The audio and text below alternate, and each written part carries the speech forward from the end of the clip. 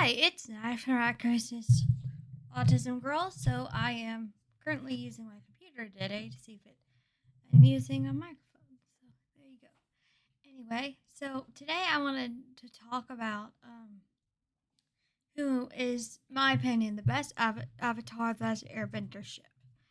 So, and if you're not aware already, Toph is my favorite character. But my second favorite is actually Sokka. So I wanted to talk a little bit about Sokka. So we're introduced to Sokka. He's kind of, at first, he's a little sexist, but he's ultimately a great leader. He's goofy, but he's also like a hero, and he learns how to fight with the sword, and he's really cool. Anyway, so we're gonna start with chapter 1, meeting Suki. So and learning a lesson. So in season 1, Suki is the leader of the Kyushu warriors, and Sokka's traveling with the Avatar. And as Aang, the Avatar, becomes a celebrity, Sokka is taught a lesson about respecting women. So he goes to Suki and tries to teach her what a great warrior he is. And instead, he's kind of learned that women can be great warriors too, and that she is, in fact, a great warrior. So then he goes to her again and asks her to teach him, and she agrees. She asked her to, and so she agrees, and then he has to dress as Skizz Warrior. It's really funny, and so in the end, um, and then she teaches him how to respect her, and so he fights to defend the village and tells him to go. So then he ends up saying, "I'm sorry. I treated you as a girl. I should have treated you as a warrior." She says in response that I love it. I am a warrior, but I'm also a girl. And then she kisses him on the cheek, and he blushes. And that's this end of We See Suki in season 1. Chapter so Chapter 2, meeting and losing Yue. So, and at the end of season 1, they finally make it to the North Pole to try to learn water bending from the water tribe. So, basically, Sokka is instantly smitten with this Princess Yue. And so she is instantly smitten with him too, but then she says, I can't be with you because I'm betrothed. And so drama ensues with them trying to make it work, but in the end she says, I can't, I like you too much. And so then tries to go on this mission, she turns her head, but then her father takes him off the mission so that he can guard her. And so as he's guarding her, he ends up she ends up having to sacrifice herself and become the new moon spirit. And so he's devastated. And before she becomes the moon spirit, she kisses him and says, I'll always be with you. So then she fast forward to the swamp episode. He sees a vision of Yue with her saying, You couldn't protect me. So that's the end of chapter 2. Chapter 3, reconnecting. So basically, Sokka, with her new Sokka, his sister Katara, and Aang, plus their new friend Toph, try to board this boat. And when that doesn't work out, they have to go the Serpent's Pass. And so when Suki meets Sokka again, he's like, "Who are you? Does you mean you'll recognize me?" And then she says, "Maybe you'll recognize this." And then she kisses him on the cheek again. And he's like, "Oh, Suki!" And so he's very thrilled to see her. But then throughout the episode, when they're all in the Serpent's Pass, he becomes kind of protective of her, and he mentions something that happened at the North Pole. It's about Yue. So he's scared of losing her and not being able to protect her. But in the end, she reveals she wanted to make sure he got there safely. And he's like, "Oh, you were protecting me." And so it was really cute.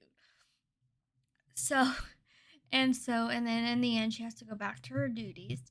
So then they leave again. But then, chapter 4, we come to Appa's Lost Days, where where Azula and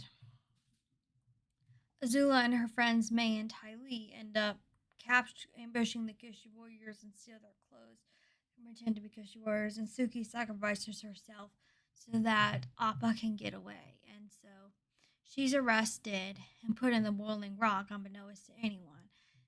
And she waits there for months for Sokka to come and find her, but he doesn't. And so until on the day of the eclipse during the invasion, at one point, Ty Lee flirts with Sokka, and he's like, "I'm with Suki," but then Azula mentions Suki, and so it caught Sokka off guard, and so he just forgets everything he said about not focusing on Azula, and so he ends up taking, um, getting distracted long enough for the invasion to fail, and so then later he decides to go after his his father, and then when he finds out his father's not there, he sees Suki and gets really excited. And then he tries to do the same thing she did to him, but then she doesn't recognize him in his guard outfit, and so she pushes him, and then his helmet comes off. And she goes, "Sokka, it's you!" And she's so happy to see him. It's like, "I knew you'd come," and it's really sweet. And then they kiss, and they're all happy, and then they try to, and then when he finds out his father might be there, he's like, "Is it wrong for me to risk Suki's freedom?" And so she decides she's going to stay with him, even though he tries to convince her she's been there long enough. It's really sweet. And so they end up breaking out of the boiling rock, and then he goes, "She's great." And he says, "I know." And so that's the end of chapter 4. Now, chapter 5, I call it by the sand sculpture and fighting. So they don't actually fight them with each other, which I like. But he makes a really awful sand sculpture of her, and so Toph and Aang laugh at him, and Toph says, "Well, I'll understand you break up with him over this." And she goes, "I think it's sweet." And so then he kisses her, and then when Zuko is trying to teach Aang a lesson, he destroys the thing, and he's like, "I made a sculpture of Suki, and he destroyed it." He's very upset about it, but he's paired up with Suki and Toph, and he's very upset when she gets separated from them, and eventually, but she comes back, and he's very happy to see her, and immediately protects her when he thinks Ty Lee's pretending to be a Kyoshi warrior. So, anyway, that's Sokka and Suki's story. Now, here's why they're my favorite. So basically, Sokka's kind of, I love multi-dimensional levels and how developed their relationship is, which is why I ship him with Suki over Yue. But then also she's a multi-dimensional woman where she's fierce and a warrior, but she's also really sweet and kind. And the way she is with Sokka is just so sweet, and I love how she she changes his perspective on respecting women, like I said at the beginning, but also just their dynamics. They're just so sweet together. So yeah, it was voted. My friend Eliza wanted me to talk about them today, so I did. So I'll send her. So hopefully you enjoy this video. If you did, comment, subscribe. Tell me who you want me to cover next. As long as I've seen it, I'll try to cover it.